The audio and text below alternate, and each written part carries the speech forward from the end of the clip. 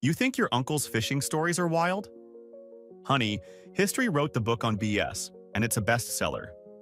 We're about to unearth 33 hoaxes so mind-bendingly audacious they didn't just fool a few suckers. They had kings, scientists, and entire nations doing the conga line of gullibility. Get ready to question everything you thought you knew about human intelligence. Because today, we celebrate the glorious, jaw-dropping stupidity of the past. This isn't just history. It's a comedy of errors with a body count of common sense. 1. So, 1726 England. A woman named Mary Toft announces she's giving birth to, wait for it, rabbits. Not cute chocolate ones, actual, fluffy, twitchy-nosed bunnies. And the doctors? Did they call for a straitjacket? Nope. They grabbed their notepads, positively vibrating with excitement. One royal surgeon practically wet his breeches, declaring it a miracle. For weeks, Mary was a veritable bunny factory, delivering bits and bobs of rabbit like a furry confetti cannon. The secret to this interspecies miracle? Let's just say Mary had a very accommodating storage facility and a helpful friend with a rabbit habit. When a dude was caught smuggling a tiny bunny to her room, the whole fluffy illusion went poof. Mary fessed up, the medical geniuses suddenly remembered they had other patients, and the world collectively facepalmed. Seriously, how does an entire medical community fall for that? 2. New York, 1869. Some guys are digging a well, and bam! They unearth a 10-foot stone dude, a petrified giant. America collectively lost its marbles. Was it biblical proof? Bigfoot's grandpa? The farmer, Stub Newell, instantly turned his field into a theme park, complete with admission fees. Even P.T. Barnum, the emperor of "Is this real, or did I just have a stroke?" wanted a piece of the giant action. The punchline? It was just a big old rock, carved up by a professional grifter named George Hull, who wanted to troll religious folks and, get filthy rich. It wasn't even a good statue. Imagine a lumpy stone potato with anger issues. But people lined up for miles, proving that if you tell a story with enough oomph, folks will happily pay to believe in a really, really dumb rock. 3.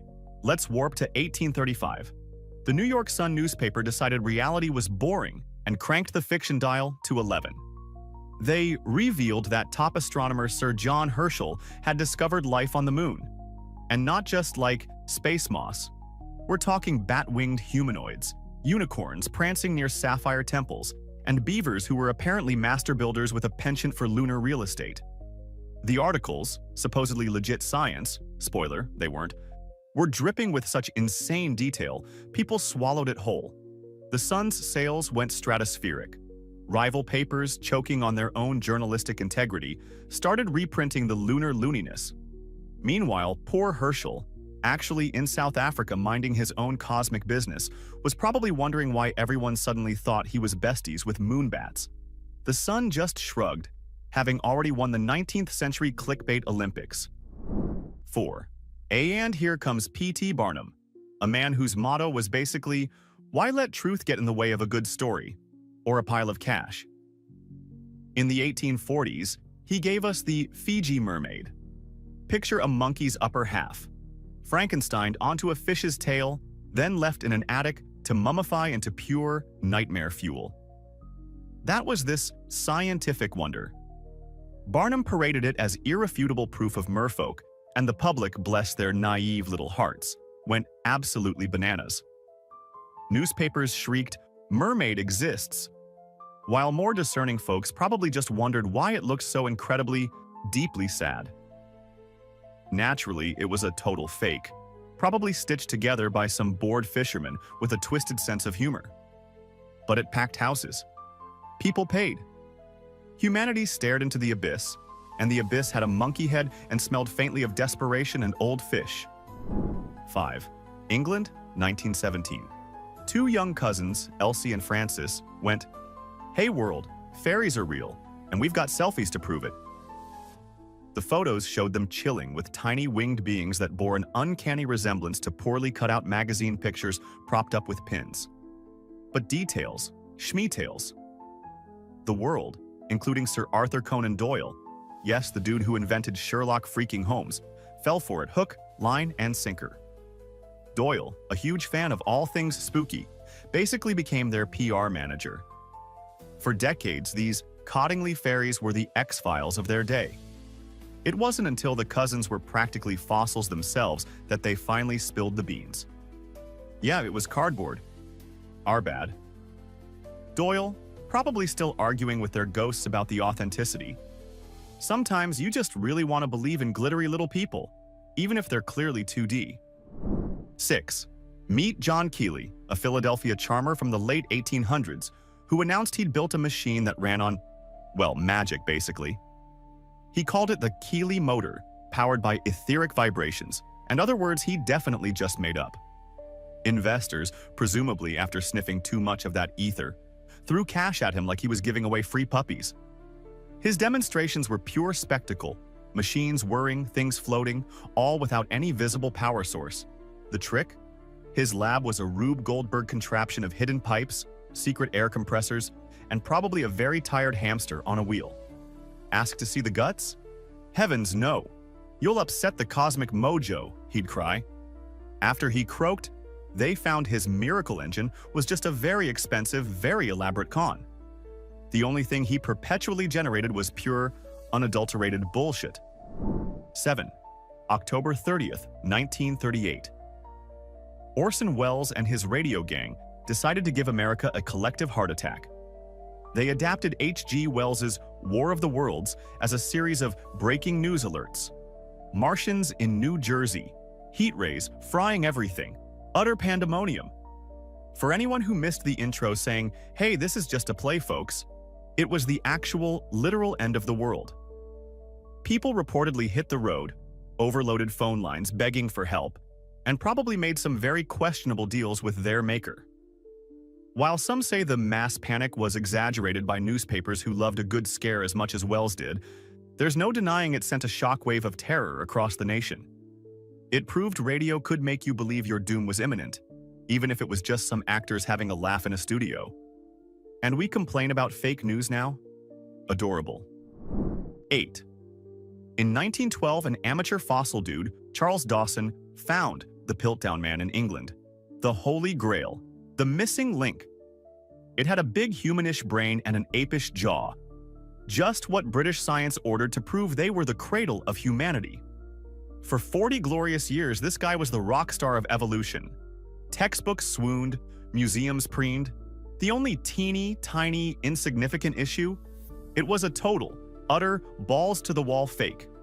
A medieval human skull cap lovingly glued to an orangutan jaw, complete with filed-down teeth and a nice, old-timey chemical stain.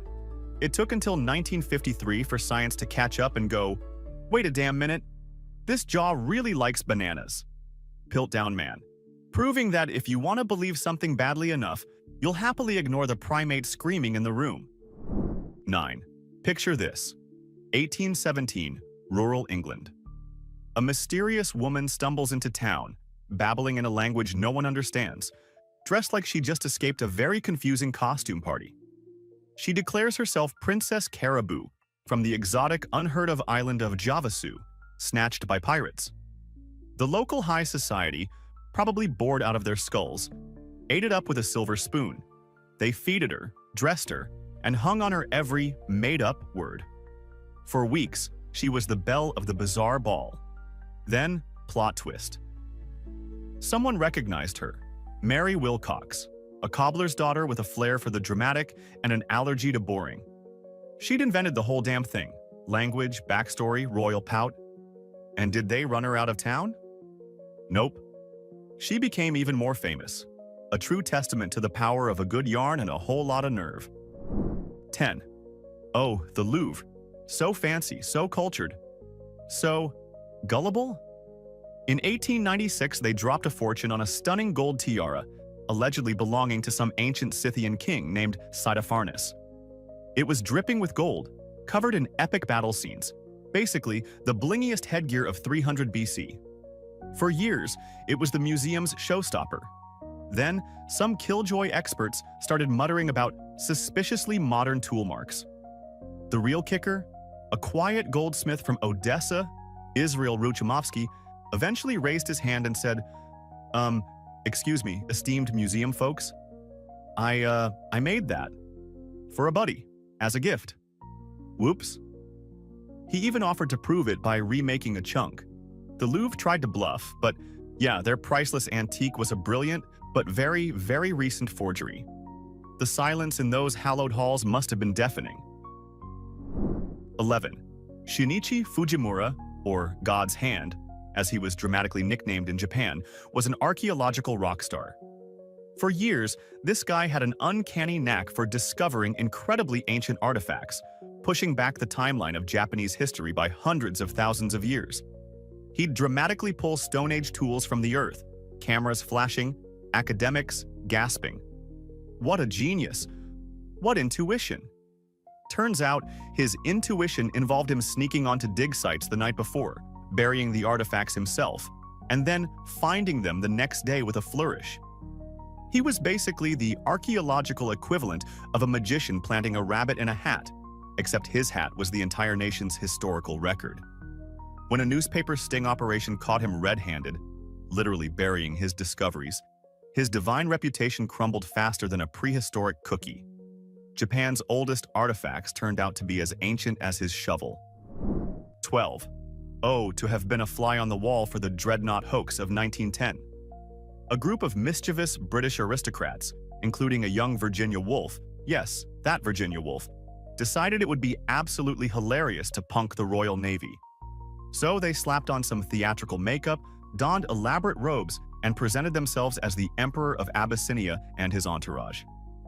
And the Navy? They rolled out the red carpet.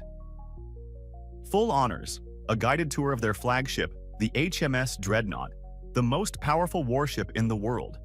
The Abyssinians spoke in a gibberish mix of Latin and made-up phrases like bunga bunga, and the officers just nodded sagely, presumably thinking it was ancient royal protocol. When the hoax was revealed, the Navy was mortified, Parliament was in stitches, and Virginia Woolf probably got some great material for a novel about the absurdity of authority. 13. In the 1970s, the world was captivated by the discovery of the Tasiday tribe in the Philippines, a Stone Age people living in total isolation, untouched by modern civilization. They wore leaves, used stone tools, and spoke a unique dialect. Anthropologists wept with joy. National Geographic ran covers. It was like finding a living, breathing time capsule. Except, it wasn't. Years later, skeptical journalists revisited the area unannounced and found the Tasiday wearing jeans, listening to radios, and generally not looking very Stone Age at all. It turned out the whole thing was likely orchestrated by a well-connected Filipino politician for fame, fortune, and possibly to protect the land from logging. The noble savages were, in fact, just regular folks who'd been convinced to play dress-up for the cameras. Talk about a reality show gone wrong before reality shows were even a thing. 14. Nessie. The Loch Ness Monster. The ultimate, is it real or is my auntie just drunk again? Cryptid. The most famous proof for decades was the surgeon's photograph from 1934, showing that iconic long-necked silhouette emerging from the murky depths. It was blurry, it was mysterious, it was completely fake. Turns out it was staged by a disgruntled big game hunter, Marmaduke Wetherell, who'd been humiliated after a previous Nessie find of his was exposed as a hippo's foot. Yes, really. He and his conspirators fashioned the monster out of a toy submarine and some sculpted putty. One of the hoaxers confessed on his deathbed decades later, but by then, Nessie was a global superstar. The photo, debunked or not, cemented the legend, proving that people want to believe in monsters, especially if they have a good, grainy photo op. 15. The Donation of Constantine was a document that basically gave the Pope a get-out-of-jail-free card for ruling most of Western Europe. Supposedly written by Emperor Constantine himself in the 4th century, it granted the papacy vast temporal power. For centuries, it was the Catholic Church's ultimate trump card in political squabbles. Don't like our authority? Well, Constantine said so. There was just one tiny eensy-weensy problem. It was a forgery, and not even a particularly good one. Scholars later noticed the Latin was a bit too 8th century. Like, imagine finding a Roman scroll that mentions yeet or no cap.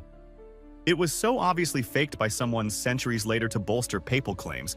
It's almost charming in its audacity. The Vatican just sort of coughed and changed the subject for a few hundred years when it was exposed. Whoopsie.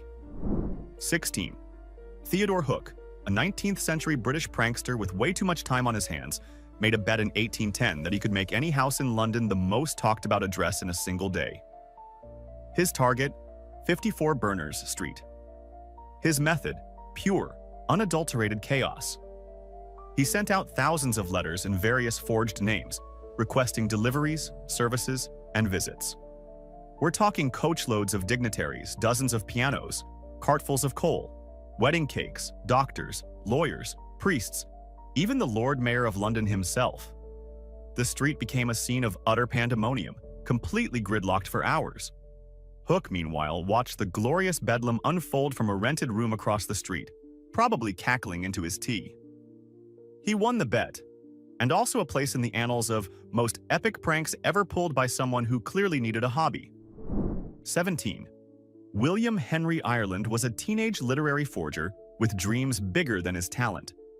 In the 1790s, convinced the world needed more Shakespeare, debatable, he started discovering lost manuscripts, letters, and even an entirely new play by the Bard, supposedly found in an old trunk. Literary London went wild. Experts authenticated them. The new play, Vortigern and Rowena, was even staged. The only issue? It was terrible. Like fan fiction written by a moody goth kid terrible. During its premiere, the audience started laughing so hard at the awful lines that the play had to be stopped. Ireland eventually fessed up, expecting applause for his cleverness. Instead, he got ridicule. Still, for a glorious moment, he had the entire literary establishment believing Shakespeare occasionally wrote like a total hack. Bravo, kid. Sort of. 18. For decades, intricate crop circles appearing overnight in English fields baffled scientists, inspired countless UFO theories, and probably gave a few farmers heart attacks. Were they messages from aliens, mysterious energy vortexes, the work of hyper-intelligent badgers? In 1991, two jolly blokes named Doug Bauer and Dave Chorley stepped forward and said, "Nah, mates, it was us," with some planks, rope, and a good bit of sneaky late-night stomping. They'd been doing it since the 70s, just for a laugh. The paranormal experts were devastated. The ufologists cried, "Government cover-up." Doug and Dave just shrugged, probably over a pint, having pulled off one of the longest-running, most widespread pranks in history, all fueled by boredom and a wicked sense of humor. Honestly, legendary. 19. The 1990s were a wild time for alien enthusiasts, especially after the alien autopsy footage hit the airwaves. This grainy, supposedly top-secret film showed scientists dissecting a very dead, very gray, very ET-looking creature recovered from the infamous Roswell crash. It was sensational. It was terrifying. It was a bloke in a rubber suit filled with offal from the local butcher. Ray Santilli, the film's promoter, made a fortune. Years later, he admitted it was a reconstruction, with only a few frames of original, and equally dubious, footage. The special effects artist who made the alien even came forward. But the damage was done. For a generation, that wobbly footage of a very fake alien getting its guts inspected was proof that we were not alone, and that aliens apparently had really bad skin. 20. Professor Johann Beringer was an 18th century German academic with a passion for fossils and, apparently, a complete lack of skepticism. He began unearthing remarkable figured stones, Lugenstein, or lying stones, from a nearby mountain. These weren't just any fossils. They depicted lizards, birds, spiders, even comets and Hebrew letters. Beringer was ecstatic. He was rewriting natural history. He even published a lavish book about his finds. The tragicomic twist? His jealous academic rivals had carved and planted the stones to humiliate him. They even put his own name on some of them in Hebrew, which you'd think might have been a clue. Beringer, bless his devoted heart, initially dismissed rumors of a hoax, but eventually, the evidence became too overwhelming. He reportedly spent his fortune trying to buy back all copies of his now infamous book. Academic trolling, 18th century style, brutal, yet undeniably effective. 21. P.T. Barnum, a man who could sell sand in the Sahara, struck gold again in 1835 with Joyce Heth. Who was Joyce Heth? Only George Washington's 161-year-old former nurse, of course. Barnum exhibited this frail, blind, and mostly paralyzed elderly African-American woman who would regale audiences with highly embellished tales of Little George. Was she actually 161? Did she really change the first president's diapers? Spoiler: absolutely not. After her death, a public autopsy, because Barnum never missed a chance for spectacle, even with a corpse, revealed she was likely no more than 80. Barnum, ever the showman, simply spun it as yet another layer of mystery, proving that his audience didn't just want to be fooled, they practically begged for it. And thus, the American entertainment industry was born, possibly from a fib about a very old lady. 22. Clifford Irving was a novelist with chutzpah the size of Texas. In the early 1970s, he convinced McGraw-Hill, a major publishing house, that he was secretly co-writing the autobiography of Howard Hughes, the eccentric, reclusive billionaire who hadn't been seen in public for years. Irving faked letters, forged signatures, and even conducted interviews with Hughes, aka talked to himself in a funny voice. He got a massive advance, a Time magazine cover, the works. It was the literary scoop of the century. Until Howard Hughes, from whatever germ-free bunker he was hiding in, emerged just long enough to hold a telephone press conference and declare, "I don't know this Irving cat from Adam." Irving's elaborate house of cards came crashing down, landing him in jail. But you have to admit, for a while there, he was living the dream. One fabricated anecdote at a time. 23. The Travels of Sir John Mandeville, a book that popped up in the 14th century, was basically the medieval equivalent of a really, really wild travel blog. This Sir John claimed to have journeyed to the far corners of the earth, encountering one-eyed giants, dog-headed men, lands where jewels grew on trees, and people who communicated exclusively through flatulence. Okay, maybe not that last one, but close. For centuries, it was considered a genuine travelogue, quoted by scholars, inspiring explorers like Columbus. The tiny detail? Sir John Mandeville probably never existed, and the book was a glorious mishmash of existing myths, legends, and outright fabrications, possibly written by a bored cleric with a very active imagination. It was the ultimate armchair adventure, proving that even in the Middle Ages, people loved a good story about a place they'd never, ever visit. 24. Oh, the Hitler Diaries. In 1983, the German magazine Stern dropped a bombshell. They had acquired the Führer's secret personal diaries. 60 volumes of intimate thoughts, doodles of tanks, and presumably complaints about his wallpaper. They paid millions. Historians were agog. It was the historical find of a lifetime. Until, oops. Experts quickly pointed out that the paper was too modern, the ink was wrong, the bindings were post-war, and Hitler's signature looked like it had been forged by a particularly clumsy spider. The diaries were the work of Konrad Kujau, a prolific forger of Nazi memorabilia with a talent for mimicking handwriting and an even greater talent for duping people. The Stern editors were left with egg on their faces and a very expensive pile of fake angst. A stark reminder to always check the stationery before you declare something a historical treasure.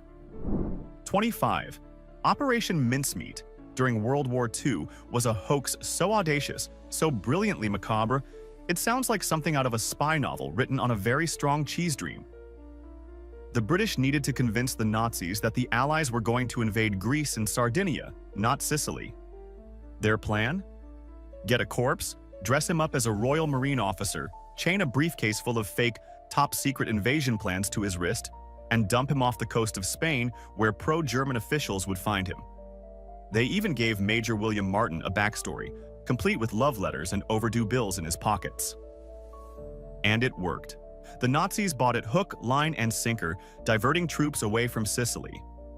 A dead body, some forged documents, and a lot of British stiff upper lip ingenuity arguably changed the course of the war. You can't make this stuff up. Well, they did, and it was genius. 26. For decades, Anna Anderson captivated the world with her claim. She was Anastasia Romanov, the youngest daughter of the last Russian Tsar, miraculously saved from the Bolshevik firing squad. She had the eyes, the mannerisms, the tragic aura. She convinced former Romanov courtiers, distant relatives, and a legion of romantic souls who wanted to believe in fairy tale survival. Legal battles raged for years as she sought recognition and a piece of the non-existent Romanov fortune. It was a drama fit for a Russian novel. Then came DNA testing in the 1990s. The verdict? Not Anastasia. She was likely Franziska Szankowska, a Polish factory worker with a history of mental illness. But for over 60 years, she lived the ultimate imposter life, proving that if your story is sad enough and your gaze haunted enough, people will rewrite history for you. 27. Edgar Allan Poe, master of the macabre and general literary weirdo, decided in 1844 that journalism needed a good shaking up. So he published a story in the New York Sun as a factual news report, detailing the incredible 3-day crossing of the Atlantic Ocean by a steering balloon named Victoria, piloted by famed aeronaut Monk Mason. The article was filled with precise and entirely fabricated technical details, dramatic accounts of the journey, and even a passenger list. New York went berserk. The news spread like wildfire. People celebrated this monumental achievement. Then, a couple of days later, the Sun sheepishly admitted it was all a hoax, penned by Poe for a bit of fun, and probably to sell a few more papers. Poe, a pioneer of fake news before it was cool. And you thought your Twitter feed was misleading? 28. In the 1930s, a fellow named Howard Horn discovered a treasure trove of historical documents in Pennsylvania known as the Horn Papers. These diaries, maps, and letters supposedly provided a rich, detailed account of early pioneer life in the region, previously unknown. Historians were thrilled. It was a goldmine of information. Except, it wasn't. Horn, it turned out, had a vivid imagination and a talent for creative writing.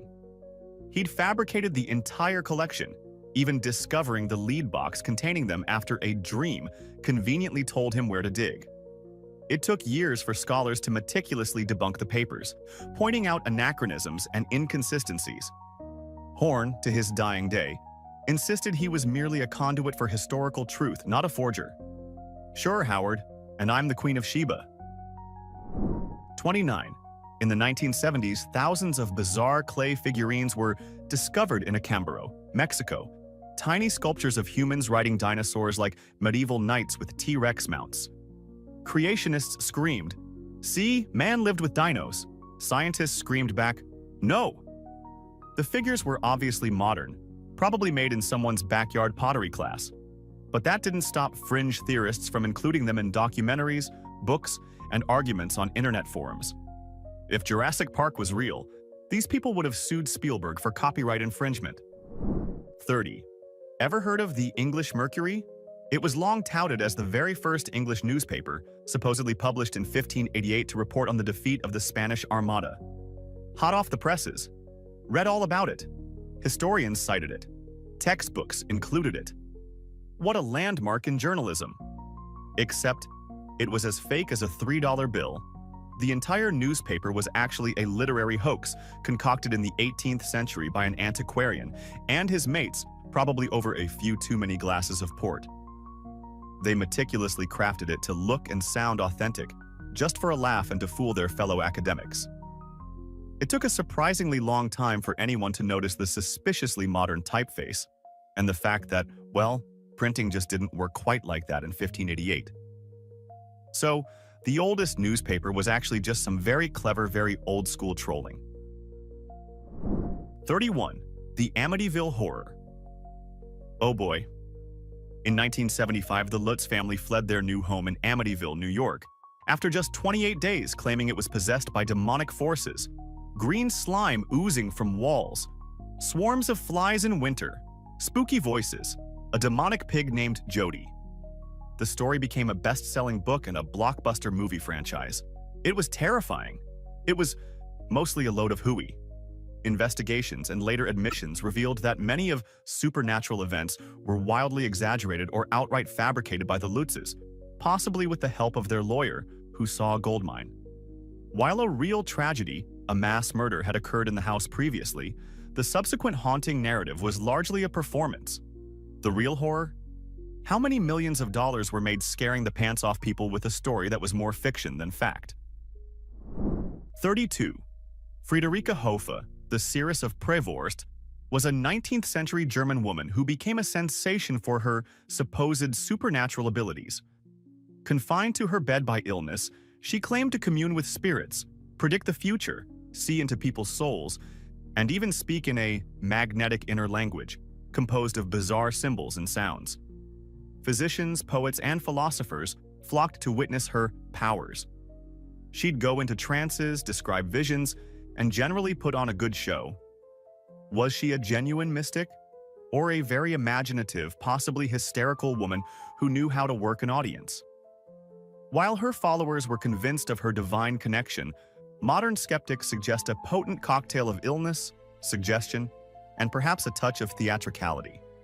She was basically the 19th century equivalent of a really convincing psychic hotline operator, but with more fainting. 33. And finally, a modern classic to prove we haven't learned a thing.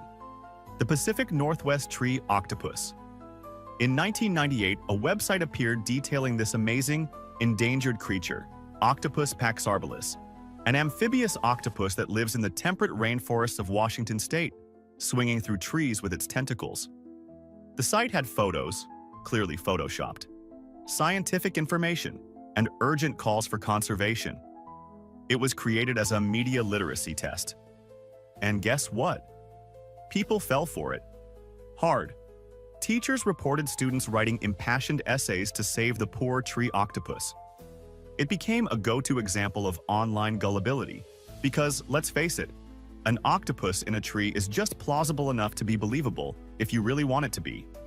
Bless the internet, and bless the enduring human capacity to believe absolutely anything if it's written down with a picture. So, after 33 hoaxes, one question remains. Were people just ridiculously gullible? Or are we still falling for the same tricks today, just with better lighting and Wi-Fi? Which of these hoaxes do you think was the most brain-meltingly stupid, or straight-up genius?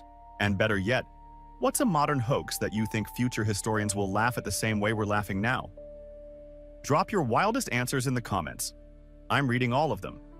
If this video made you laugh, gasp, or question the last 5 centuries of human decision-making, hit that like button and subscribe. We've got way more historical absurdity coming your way.